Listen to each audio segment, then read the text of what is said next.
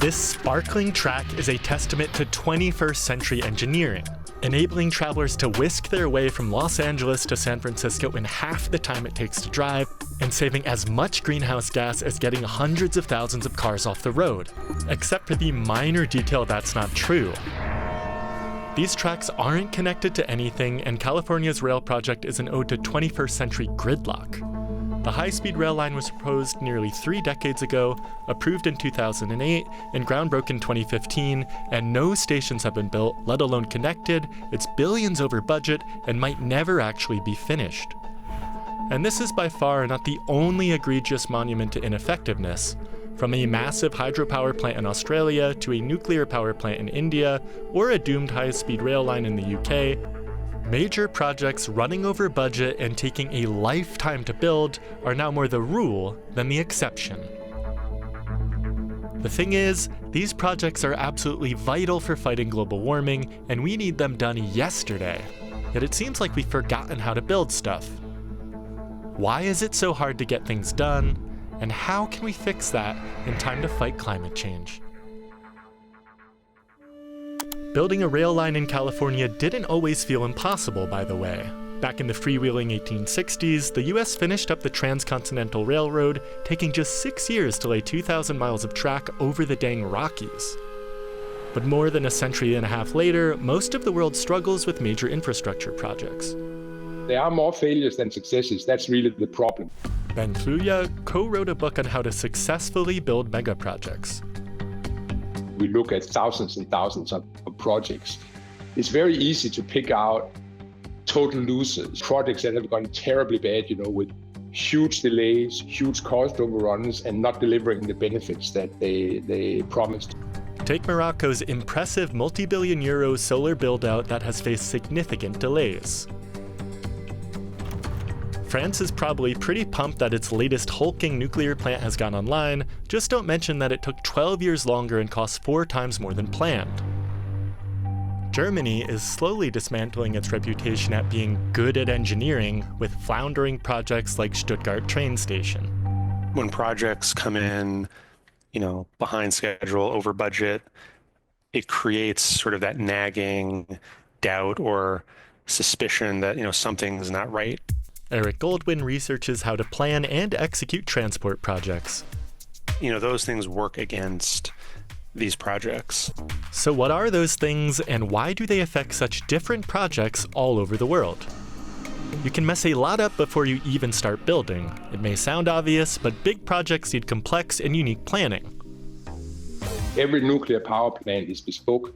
Every hydroelectric dam is bespoke. There might be some standard elements in it, like the turbines or something, but really, most of it is bespoke, and doing something bespoke is difficult.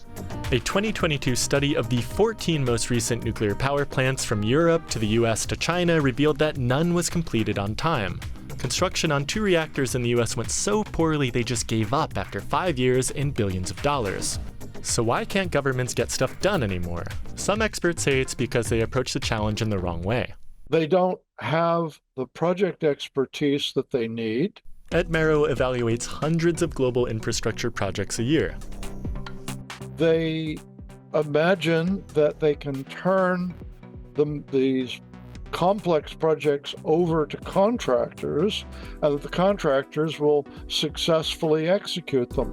Rather than having too many cooks in the megaproject kitchen, most experts we spoke to said that governments should better coordinate and implement projects themselves. But these projects that are supposed to fix the climate are also hindered by something else, and it's coming from a place you certainly wouldn't expect.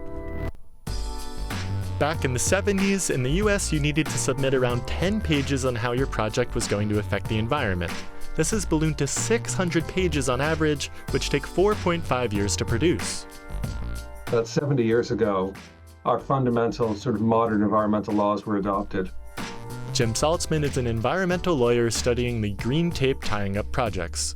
And looking back, there was very much of a bargain that took place.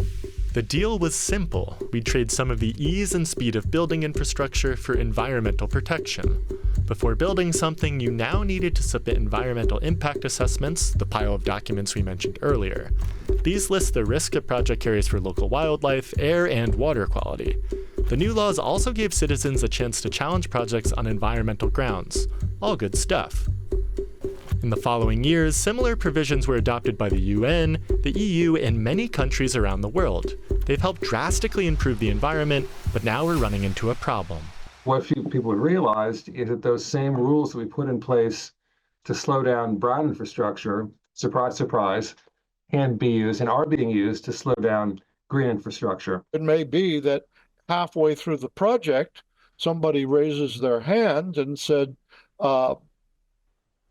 what about the effect of the noise on the baby whales? And you say, I'm billions of dollars into this project.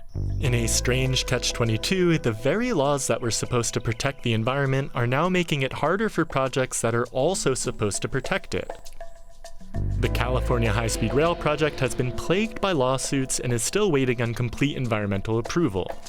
Meanwhile, the UK's HS2 rail project recently ground to a halt over potentially affecting 25 of the country's 52,000 ancient woodlands. Solar farms from New York to Australia have faced backlash for affecting habitats, while wind farms are often painted as dangerous to birds. It's not as if any single one of those laws is a bad idea. We do want to know the environmental impact of projects as we build them. We do want to protect endangered species.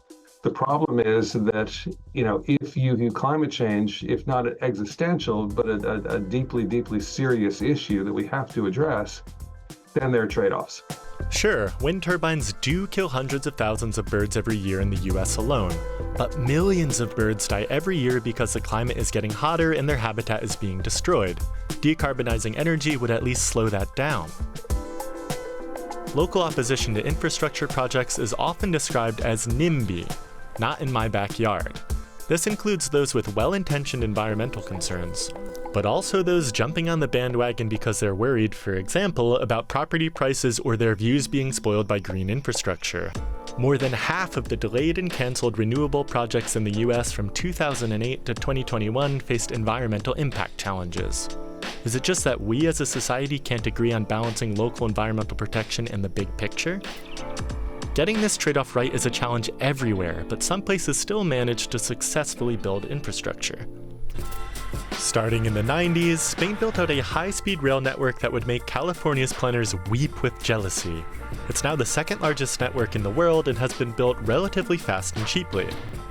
Though fairly low population density and labor costs partly contributed to Spain's success, much more important were competitive bidding processes, built-up institutional know-how, and a wider consensus around the project.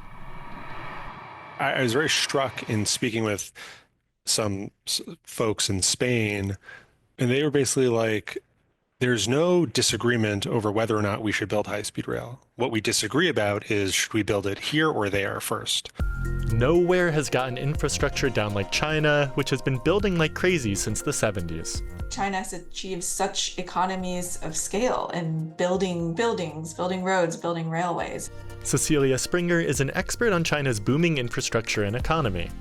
There was centralized planning to guide capital towards building out roads, railway, and then also very big industrial production and export-oriented infrastructure. Massive investment into energy infrastructure. In the same period, China has built out its green infrastructure, becoming the world's largest producer of wind and solar electricity. There was a lot of investment into China's domestic production capacity, especially for solar panels. But China's infrastructure boom has a flip side. Entire communities were moved out of the way, environmental concerns often took a back seat, and there was little space for individual citizens to voice their concerns. China, which has a partially controlled economy and is an autocracy, can do things that democracies find very difficult to do. China's green expansion at all costs is maybe the other extreme of getting stuff done at the expense of inclusivity. Still, lessons in planning and execution are there, especially when it comes to building out wind and solar, of which we'll need a lot more in the near future. And the good news is, they're easier to build. The London Array Wind Farm, 175 wind turbines off the English coast and the biggest wind farm in the world at the time of its completion, took only 2 years to construct. Massive offshore wind farms, like the fellow UK Hornsea 2 project, have sprung up on coasts around the world, matched by solar farms like the gigantic Gyeonggi project in the People's Republic of China, or the Roadrunner Solar Park in the People's Republic of Texas. Because I'm Danish, I like to call them Lego projects. So they are like things that click onto each other. And there's nothing more modular than solar power. You know, the solar cell is the basic Lego. And if you put a bunch of solar cells on the panel, you have a solar panel. If you put a bunch of panels in an array, you have a solar array. If you put a bunch of arrays out, you have a solar farm. And then you do it one more time, you have another farm. This reproducibility is partly why solar is predicted to be the world's largest renewable energy source by 2030, and these modular projects are manageable. Solar and wind and also transmission lines and so on. So very important elements in the energy system performed really well in terms of not being delayed, about not having large cost overruns and so on. If we want to succeed with climate change busting infrastructure, we need to focus on what we know works well and be more cautious about incredibly complex one-off mega projects, especially when it comes to planning. That's the motto, actually, of experienced project leaders. Think slow, act fast. California's rail plans include a $24 billion detour to a sparsely populated area and starting to build in the middle of the line, not in San Francisco or LA.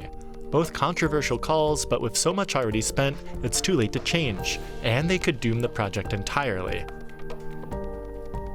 Having the courage to spend more time in planning to think everything through could well make the project run smoother once the hammers start swinging.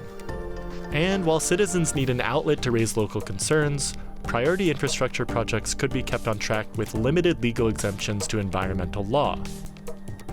No one wants a train line or solar farm in their backyard, but there's often little choice if we want to move away from fossil fuels. So planners need to mitigate damage, ensure those affected are treated well, and raise understanding of the need for their project. You have to bring up renewable infrastructure at a massive scale.